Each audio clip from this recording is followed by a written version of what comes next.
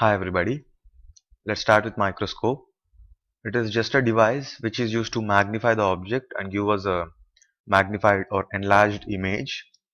It is just a simple lens actually, simple convex lens, and our object should be placed in such a way that we are finally going to get a magnified erect image. When will it happen? Observe this. If the object is placed beyond the focus, beyond the f1, somewhere here, then you would have gotten a real image, real and inverted image here to the right.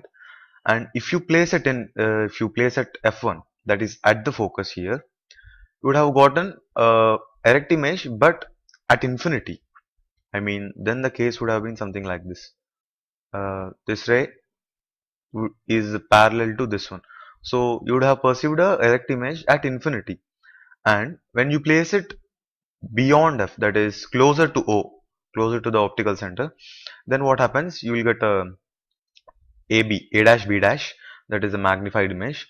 Let it be of height h dash. Let us try to find the magnification. M is v by u, right? For a case which is for this case, when object is placed closer to o, that is between the optical center and focus, then the magnification will be v by u, right?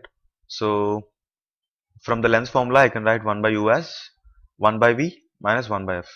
So when multiplied with the numerator, it will be v by v minus v by f. And this is equal to 1 minus v by f. Observe one thing. This is the image distance, right? V is the image distance. I want the image distance to be d. What is d? D is the least distance of distinct vision. That is, if you place any object closer to your eye than d. D is 25 centimeters for a normal human eye. If you place it at a distance less than 25 centimeters from your eye, your eyes are going to be strained. You can't see it clearly, it will be blurred, and it will be comfortable if the distance is 25 centimeters, and it will be great if it is more. Actually, your eyes are more relaxed, most relaxed when the object is placed at infinity. That is, you don't have to strain your eyes for viewing parallel rays, right? It can be viewed with the least amount of strain. However, my image should be at least at a distance of d, 25 centimeters or more. So we'll discuss the limiting case. Let us say that my image distance is d. Then what will be my magnification? 1 minus d by f. This is the magnification for simple microscope, where f is the focal length. I'm sorry, it is plus d here because d is towards the left, right? So by sign convention, it will become 1 plus d by f. This is the magnification, okay? And observe one thing. This is the magnification when the object is placed between the optical center and the focus. But what if the image is formed at infinity? I mean, when I place the object at the focus, my final ray is going to be parallel. Rays are going to be parallel. I mean, I'm going to get the object or the image at infinity. So my v will be infinity there. So there, if you use the normal formula, I'm going to get v by u as something infinity. This is absurd, right? Because you are viewing the object. If it is something infinitely larger object or image, you can't see it first of all. So in that case, I mean, when your image is given by parallel rays, for that case, you have something called as angular magnification. Use angular magnification to measure the magnification in that case. What is it exactly? It is just the ratio of angles subtended by the image and object from same point. I mean, if this is your object and this is your image, and you are viewing from some common point, say, and these angles, this angle is the angle subtended by the image, and this will be the angle subtended by the object. So theta I by theta naught will be the angular magnification. And note one thing, they should be viewed from the common point and they should be placed at a common point. Even in this diagram, both the image and object subtend the same angle, but they are not at common point. Observe that. So let us calculate the angular magnification for that. First of all, what is the angle subtended by the image? That is, h dash will be the height of image and distance is minus v by sign convention. Okay, but my v is infinity now. I can't just directly put this formula. So I'll use a technique here. Magnification is given by h dash by h, right? It is also given by v by u for a length. So from this equation, I can write h dash as h v by u. Substituting this h dash in this equation, I can write tan theta I as h v by u, and here I have minus v. So v gets cancelled. I have tan theta I as h by minus u, and for a small theta, tan theta can be considered as theta. So my theta I angle subtended by the image is h by minus u. And when will this happen? This is the parallel rays case, right? That is when the object is placed at focus. So my u will be minus f. In other terms, I can write theta I as h by f. This is the first equation. And how to get the theta naught? Theta naught is nothing but the angle subtended by the object, right? At what distance? We want the image to be formed at d. Of course, you may ask, image is at infinity, right? So you are getting parallel rays. So whether the image is at here or here or here, it doesn't matter. Finally, you are going to get parallel rays only. So I am considering this distance where the image is at d, say. Even if the image is formed at d or infinity, you are going to get parallel rays only. So it doesn't matter. I'll assume that the image is at d.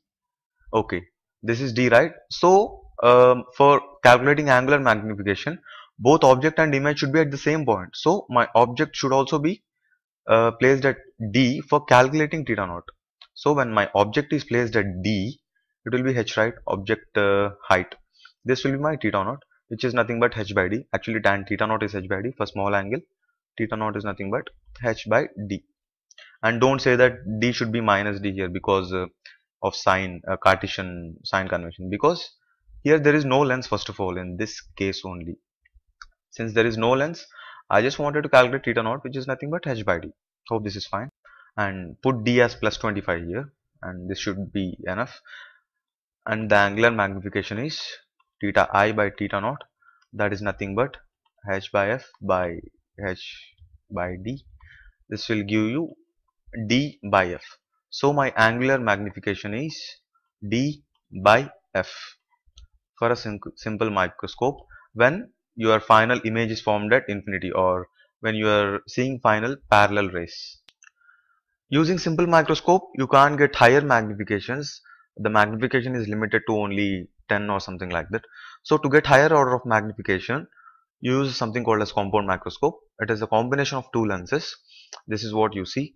Final image, we want it to be formed at least at d or more, right? Let us take the limiting case only. Say final image is formed at d.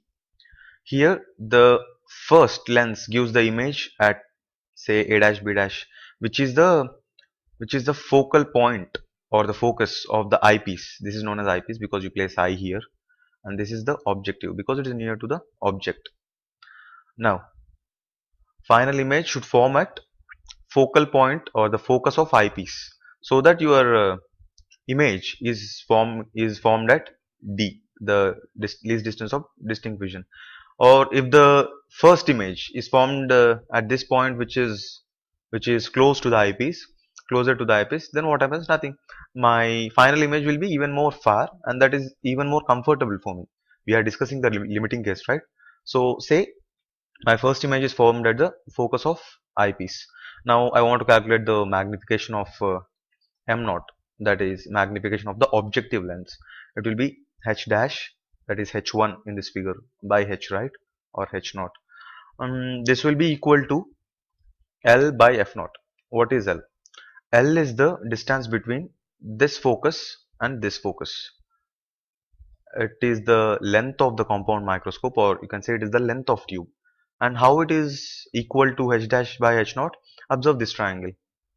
And this triangle, this angle alpha, say, is nothing but h naught by focal length of objective one, that is f naught. This is tan alpha, right? And the same tan alpha, observe this triangle. This angle is also tan alpha because vertically opposite angles, and that same tan alpha is h dash by the length. Length is what? Length of tube is distance between these two focal points, and hence from this equation h naught by f naught is equal to h dash by L. I can say that h dash by h is nothing but L by f naught, and this is the way you express the magnification of objective lens in terms of length of tube, or you can also write it as h dash by h naught simply. So this is about objective lens. What about eyepiece? When it comes to eyepiece, it is something like simple microscope. You have an image here, and finally you are getting a erected image using a normal convex lens. So this part is nothing but a simple microscope. We can use the same formulas now. Let us use it. Magnification of eyepiece is 1 plus d by Fe now. This was the formula we got for simple microscope, right? So here I am just writing Fe, the focal length of eyepiece. This will be the magnification for that case where you get parallel rays finally. That is, then we have to calculate angular magnification, right? And that will be d by Fe as we have seen in simple microscope case. Now, final magnification will be equal to the product of individual magnifications, right, of objective and eyepiece. So this will be L by f naught MO, and this will be d by Fe for the limiting case, and this is nothing but LD by f naught Fe. Observe that the magnification can be increased with increase in the length of tube, and d is anyway fixed, right? Telescope is mainly used to view far away objects, say moon or stars, something like that. And so for that case, your rays are pretty much parallel because the object is very far, right? Your incident rays are pretty much parallel. So here you have to talk in terms of angular magnification only. Telescope is even more simple. The combination of two lenses, but here the focus of both the lenses is a common point. So this will be the focal length of eyepiece, and this will be the focal length of objective lens. Say you are viewing a star or some planet. The angular magnification should be the main thing to be talked about here, because you are viewing very far away objects, right? Say your object is somewhere here, which is giving parallel rays. Now this is how first refraction happens, and you get an object or first image of height h here. So my alpha is the first angle subtended by object, right? This is given by this triangle also, by this triangle. So alpha is given by tan alpha, that is h by f naught, which is nothing but alpha for a small alpha. Tan alpha is equal to alpha, right?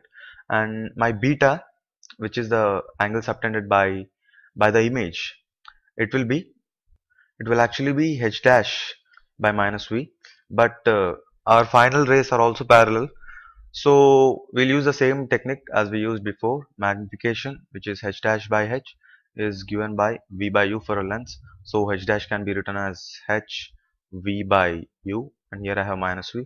Hence my beta can be given as h by minus u, which is nothing but h by Fe, because u is minus Fe by Cartesian sign convention.